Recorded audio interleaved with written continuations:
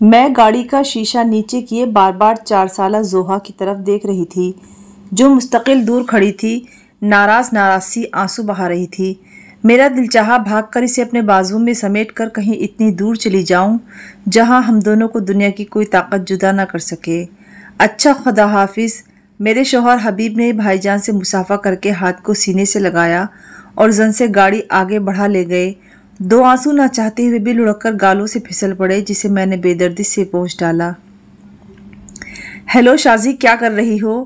میں کیاری میں اکتوبر کے موسم کے باعث بہت مگن پودوں کے سرکل بنانے میں مشغول تھی جب پیچھے سے بھائی جان نے آ کر بہت پیار سے پکارا۔ میں نے اڑتی بالوں کی لٹ کو کان کے پیچھے گھسیڑتے ہوئے کرپی کو نیچے رکھتے ہوئے مسکرا کر اپنے پودوں کے بارے میں انہیں اطلاع دی۔ میں مٹی میں سنے ہاتھوں کو دھو کر بھائی کے پیچھے پیچھے امی کے کمرے میں داخل ہوئی۔ وہ الماری کھولے نہ جانے کن زمانے کی چیزوں کو بیڈ پر بکھرائے بہت منہمک نظر آ رہی تھیں۔ خیریت، یہ سب کیا ہے؟ شاہد بھائی نے انگلی سے پھیلے سامان کی طرف اشارہ کیا۔ امی نے سر اٹھا کر بہت غور سے بھائی جان کو دیکھا، پھر ہنس کر کہنے لگی، اب دلہن بیگم آنے والی ہیں، اسی تیاری میں مصروف ہوں۔ واؤ! میں نے خوشی سے تالی بجائی۔ آج میرے بھائی کی شادی ہے، میرے بھائی کی شادی ہے، میں نے بہت لہک کر گایا۔ کچھ دنوں بعد جب بھابھی آئیں اور میں نے ان کا گھونگھٹ الٹ کر دیکھا تو میں تو پلکتے جھپکنا ہی بھول گئی۔ واقعی وہ تو بہت پیاری تھی، سنہری بالوں اور سنہری آنکھوں والی میری پیاری زیبا بھابھی۔ بھابھی گھر میں کیا آئیں، رونقوں نے تو گھر میں ڈیرا ہی ڈال لیا۔ وہ بہت اچھی عادت کی تھی، مجھ سے ویسے ہی محبت کرتی جیسے بھائی جان کرتے تھے۔ ایک دن امی نے بتایا کہ تم پھوپھی بنو گی تو میں نے بھابھی کا بہت خیال رکھنا شروع کر دیا۔ بھائی جان نے 3 دن کی زوہا کو میری طرف بڑھایا تو میں نے دھڑکتے دل کو سنبھالتے ہوئے بچی کو ہاتھوں پر لیا۔ میں نے بے اختیار اپنے ہونٹ اس کے ماتھے پر رکھ دیے۔ بچی نے کسمسا کر آنکھیں کھولی اور میری طرف دیکھا۔ ہم دونوں کی نظریں پہلی بار ایک دوسرے سے ملی اور دونوں اسی لمحے ایک دوسرے کے ہو گئے۔ بھابھی نہ جانے اس کی پیدائش کے بعد کیوں بیمار رہنے لگی۔ امی خود بیمار اور کمزور تھیں۔ میں جب تک کالج رہتی تب تک وہ دونوں زوہا کو سنبھالتی اور میرے آتے ہی دونوں فارغ ہو جاتی، پھر میں ہوتی اور زوہا۔ بھائی اور پاپا دیکھ کر ہنستے رہتے، بھابھی بھی زیر لب مسکراتی، امی بار بار مجھے نصیحتیں کرتی۔ اور جب سے زوہا آئی میری ساری دوستوں سے دور کی ہائے ہیلو رہ گئی تھی، اب تو بس میں تھی اور میری زوہا۔ زوہا جب 1 سال کی تھی تو میری امی دار فانی سے کوچ کر گئیں، اور جب زوہا 2 سال کی تھی تو وہ بھی میری طرح ہو گئی اور میری پریوں جیسی بھابھی چپ چاپ ابدی نیند سو گئی۔ اتنے آنن فانن 2 غم کے پہاڑ اس گھر پر ٹوٹے تھے کہ اس گھر کے مختصر مکین اپنے ہوش کھونے لگے۔ پاپا اور بھائی جان دونوں کی رفیق حیات انہیں تنہا کر گئی تھیں اور اب ساری ذمہ داری مجھ پر اور زوہا پر عائد تھی۔ پاپا چاہتے تھے بھائی شادی کر لے، مگر ان کا کہنا تھا کہ پہلے شازیہ کی شادی ہو، مگر ان کی نہیں چلی اور جب زوہا 3 سال کی تھی تو سبین بھابھی ان کی زندگی میں داخل ہو گئی۔ سبین بھابھی بھی عادت کی اچھی تھی، مگر زوہا مجھ سے اتنی اٹیچ تھی کہ اس نے کبھی بھابھی کی التفات کو درخور اعتنا نہیں جانا۔ زوہا 4 سال کی تھی اور میں پڑھائی سے فارغ ہو کے گھر بیٹھ چکی تھی جب بھائی جان نے انجینئر مجیب کے بڑے لڑکے حبیب کے ساتھ مجھے وداع کر دیا۔ مجھے اس گھر سے جاتے وقت جہاں بھابھی اور اماں بہت یاد آئیں، وہیں زوہا کا غم مجھ پر بڑا بھاری پڑ رہا تھا۔ میری سسرال ایک چھوٹی پڑھی لکھی فیملی تھی۔ میری ساس سمیہ بیگم، سسر مجیب، ایک نند روشن اور ان سے چھوٹے میرے شوہر حبیب اور ان سے چھوٹا 12 سالہ میرا دیور حسیب۔ میری نند شادی شدہ تھی اور اپنے شوہر کے ہمراہ کینیڈا میں رہتی تھی۔ حسیب 8ویں کلاس میں تھا۔ میری نند شادی کے 1 ماہ بعد اپنے 4 بچوں کے ہمراہ واپس آئیں۔ میری ساس کی بہن کافی دن رکیں، مگر انہیں بھی جانا تھا، وہ بھی چلی گئیں۔ گھر میں بس مجھ سمیت 5 نفوس رہ گئے۔ میں اس مرتبہ گھر گئی تو آخر زوہا کو ساتھ ہی لے آئی۔ زوہا بالکل اپنی ماں جیسی سنہری آنکھوں اور سنہری بالوں والی بڑی پیاری سی بچی تھی۔ اس نے ایک ہی دن میں پورے گھر کو اپنا گرویدہ کر لیا۔ سبین بھابھی کے یہاں بیٹا ہو چکا تھا، اس حساب سے میری خوش طبع ساس نے بچی کا منہ چومتے ہوئے مجھ سے کہا، شازی تمہارا بھائی اسے لینے کے لیے آنے کو کہہ رہا ہے، تم ابھی اسے مت بھیجنا، یہ تو بہت پیاری بچی ہے، مجھے تو بہت اچھی لگ رہی ہے، اسے تم کچھ دنوں بعد خود چھوڑانا۔ میں نے پریس کرتے ہوئے حیرت سے اپنی ساس کو دیکھا۔ اتنی شاندار آفر بھلا کون کافر ٹھکرائے گا؟ میں نے دل ہی دل میں سوچا۔ پھر دوسری بار میں وہ زوہا کو لائی تو اسے واپس بھیجنا ہی بھول گئی اور پورا گھر ہی یہ بھول چکا تھا کہ اب اسے واپس بھی جانا ہے۔ جب بھائی جان نے اسکول ایڈمیشن کی بات کی تو میرے سسر نے فراخ دلی کی ریکارڈ توڑتے ہوئے اعلان کیا کہ زوہا یہیں رہ کر پڑھے گی اور قریبی انگلش میڈیم میں جایا کرے گی۔ بھائی جان کو کوئی اعتراض نہیں تھا۔ زوہا اپنے گھر جا کر انہیں پریشان بھی بہت کرتی تھی اور میرا مطالبہ کرتی تھی، اور میری بھی یہی حالت تھی۔ 4 سال سے وہ میرے اندر ہی بس رہی تھی اور اس کی وقتی جدائی بھی شاک گزرتی تھی۔ میں شام کا کھانا بنا رہی تھی جب زوہا کی آواز پر میں چولہے کی آنچ دھیمی کر کے باہر نکلی۔ میری ساس اسے بہلا رہی تھی۔ مجھے دیکھتے ہی وہ میری گود میں چڑھنے کی ضد کرنے لگی۔ میں نے اسے گود میں لیا اور اس کے آنسو صاف کیے۔ اس نے اب ہچکیاں لینی شروع کر دی۔ پھپھو میں باہر جاؤں گی، وہاں اس گھر میں جس میں وہ ریڈ روز ہے۔ اس نے منہ کو میری گردن میں گھسا کر فرمائش کی۔ مجھے ہنسی آ گئی۔ سامنے والی کوٹھی کی بوگنویلیا کے گلابی پھول اسے گلاب نظر آ رہے تھے۔ میں شام کو اکثر اپنے گھر پر اسے گھماتے گھماتے گیٹ سے باہر نکل جاتی تھی اور کبھی کبھی سامنے حسن صاحب کی کوٹھی میں داخل ہو جاتی، جن کی سب سے بڑی لڑکی رملہ میری دوست تھی اور ان کے گیٹ کے باہر بھی اسی انداز میں بوگنویلیا جھول رہی تھی۔ میں نے اسے بہلایا مگر وہ ضد پر اڑ گئی اور اسی گھر میں جانے پر اصرار کرنے لگی، مگر یہ بہت مشکل تھا۔ یہ میری سسرال تھی، مگر بچہ ایسی نزاکتوں سے قطعی ناواقف ہوتا ہے۔ وہ پھر زور زور سے رونے لگی۔ اسی لمحے حسیب بیٹ ہاتھ میں لیے زینے سے اترتا نظر آیا۔ میں یوں ہی غیر ارادی طور پر اسے دیکھنے لگی۔ وہ مجھے اپنی طرف دیکھتا پا کر ادھر ہی چلا آیا۔ ہیلو گڑیا، اس نے بہت انداز میں اپنے سر سے ہیٹ اتار کر زوہا کے سر پر رکھ دیا، جسے روتی زوہا نے بے دردی سے اتار کر دور پھینک دیا۔ ارے ارے، گڑیا تو بہت ناراض ہے۔ اس نے ہنس کر ہیٹ اٹھایا اور اپنے سر پر واپس رکھ لیا۔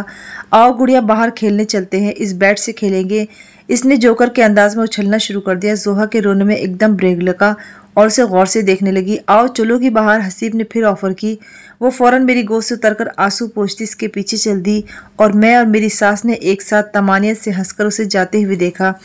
بس اسی دن سے جو زوہا کی دوستی حسیب سے ہوئی وہ پھر قائم رہی۔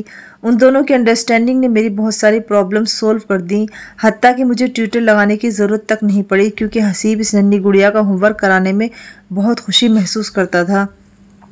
زوہا 6 سال کی تھی جب بڑے بیٹے نے مرتضیٰ نے اپنی آمد دنیا میں درج کرائی۔ اس کے 2 سال بعد مجتبیٰ نے اور پھر 1 سال کے وقفے سے ہبہ اور ہمنا، اور میں ان بچوں میں اتنی مشغول ہو گئی کہ پورے دن سر کھجانے کی فرصت نہیں ملتی۔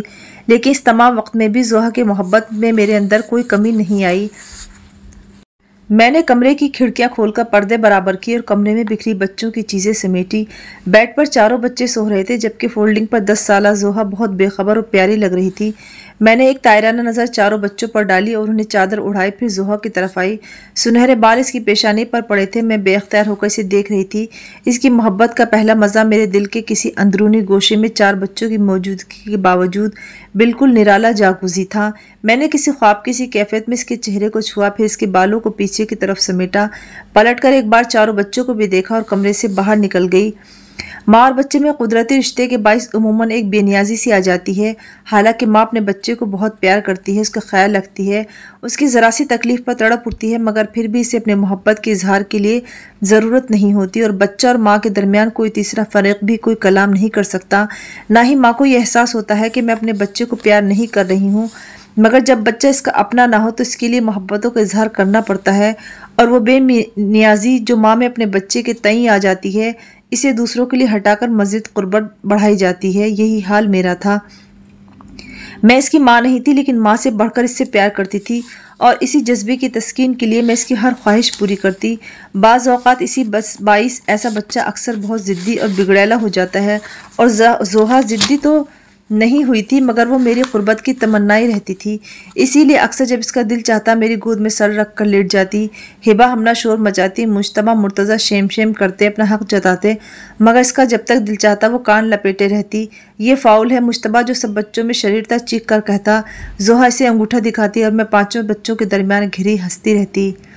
اوہو، ہماری زوہا تو بڑی ہو گئی، اتنے لمبے لمبے بال ہو گئے ہیں۔ پاپا یعنی میرے سسر نے اسے گلے لگاتے ہوئے کہا تو میں نے 13 سالہ زوہا کو چوک کر دیکھا۔ واقعی وہ بالوں سے بڑی بڑی لگ رہی تھی۔ قریبی بیٹھے حبیب نے کہا، اس کے بال چھوٹے کروا دو، اتنی سی تو بچی ہے، اور میری سمجھ میں فوراً آ گیا، اور دوسرے دن میں نے بیوٹیشین کے ہاں لے جا کر اس کے اسٹیپ بال کرا دیے۔ پاپا وہ اسکول سے بچوں کے ساتھ لوٹی تھی اور ڈرائنگ روم میں میرے برابر والے صوفے پر شاہد بھائی کو دیکھ کر وہ چیخ کر ان سے لپٹی تھی، شازی تم نے تو ہمیں اپنی بیٹی سے جدا ہی کر دیا، میں اپنی بیٹی کو لے جاؤں گا۔ ارسلان ارمان اسے یاد کرتے ہیں۔ گلی لگی زوہا نے باپ کا چہرہ دیکھا اور پھر منہ بنایا، نہیں پاپا، میں پھپھو کے ساتھ ہی رہوں گی، میں یہاں سے نہیں جاؤں گی۔ اور میں کھل کر ہنسی، جبکہ شاہد بھائی نے مذاقاً منہ لٹکا لیا۔ خوش ہو لو شازی، ایک دن اسے تمہارے پاس سے بھی جانا ہوگا۔ بھائی جان کا جملہ سنتے ہی اسی لمحے حسیب کمرے میں داخل ہوا۔ وہ انجینئرنگ کے دوسرے سال میں تھا۔ نہیں بھائی صاحب، اپنی زوہا کو ہم کہیں نہیں بھیجیں گے، وہ کہتا ہوا سنگل صوفے پر بیٹھ گیا اور زوہا نے بچوں کی طرح تالی بجائی۔ میں اور بھائی جان ہنس دیے۔ زوہا پڑھنے میں اچھی تھی، وہ فرسٹ ایئر میں تھی اور میرے چاہنے کے باوجود اس نے ٹیوشن نہیں لگوایا۔ اس کا کہنا تھا کہ حسیب بھائی اس کے ٹیوٹر ہیں۔ میں حسیب کی شکر گزار تھی جو بہت مصروفیت کے باوجود اسے ٹائم دیتا۔ زوہا میرے چاروں بچوں کی ماسٹر تھی اور زوہا کا ماسٹر حسیب تھا۔ پاپا اور ممی دونوں دیکھ دیکھ کر خوش ہوتے۔ حبیب بھی اکثر کہتے کہ زوہا کو ہم نے خواہ رکھا، اب ہمیں اس کی جدائی کا غم خواہ ہی برداشت کرنا پڑے گا، اور میں دل ہی دل میں اس کی جدائی کو سوچ کر چند لمحوں کو افسردہ ہو جاتی۔ پھر سامنے چلتی پھرتی، شرارت کرتی، بچوں پر حکم چلاتی، حسیب سے فرمائشیں کرتی، زوہا کو دیکھ کر میرے دل میں ٹھنڈک سی اتر جاتی تھی۔ زوہا سمیت پانچوں بچے رات کو حسیب کو اکثر گھیر لیتے اور لاؤنج میں طرح طرح کے کھیل کھیلے جاتے۔ حسیب کی بھی تو عادت لاجواب تھی، بچوں میں بچہ بنا رہتا، کبھی ہبا کا گھوڑا بنا ہوتا تو کبھی ہمنا کی فرمائش پر اسے ہوا میں اچھالتا۔ مرتضیٰ مجتبیٰ کے ساتھ پولیس کھیلتا، مصنوعی بندوقیں نکل آتی، خوب کھیل جمتا۔ زوہا جو سب سے بڑی تھی وہ بھی اپنی مرضی کا کھیل کھیلنا چاہتی، وہ کیرم کی بازی لگاتی، سب بچے کیرم پر ٹوٹ پڑتے۔ سب سے چھوٹی ہمنا کو وہ اپنا پارٹنر بنا لیتا اور زوہا کی طرف باقی تینوں بچے، اور ہمیشہ زوہا جیت جاتی۔ حسیب جان بوجھ کر ہار جاتے، ہمنا ہارنے پر منہ بسورتی، حسیب پورا کیرم اٹھا کر اسے دے دیتا۔ وہ بس آج بھی کھیل رہے تھے۔ میں نے لاؤنج میں جھانکا، ہبا ہمنا کھیلتے کھیلتے وہیں قالین پر لیٹ کر سو گئی تھی، جبکہ مرتضیٰ مجتبیٰ منہ پھاڑ پھاڑ کر جمع ہی لے رہے تھے۔ وال کلاک رات کے 10 بجا رہی تھی۔ میں سب کام سے فارغ ہو کر ادھر آئی تھی تاکہ بچوں کو ان کی جگہ پر لٹا سکوں۔ زوہا بہت جوش میں کھیلتی نظر آ رہی تھی۔ کیرم بورڈ پر صرف کیون کور باقی رہ گئے تھے۔ میں زوہا تک آئی۔ ارے بھائی حسیب، تم نے تو ہمارے بچوں کی پرواہ ہی نہیں کی، آج تو کھیل لمبا کر دیا، یہ تو یہیں سو گئی۔ میں نے حسیب سے شکوہ کیا۔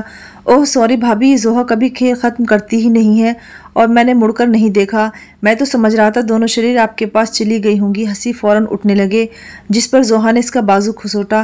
حسیب بھائی پہلے گیم تو پورا ہونے دیجیے، اور وہ میری طرف دیکھ کر پھر وہیں بیٹھ گئی، اور اسی لمحے زوہا نے آخر وہ گیم جیت لیا۔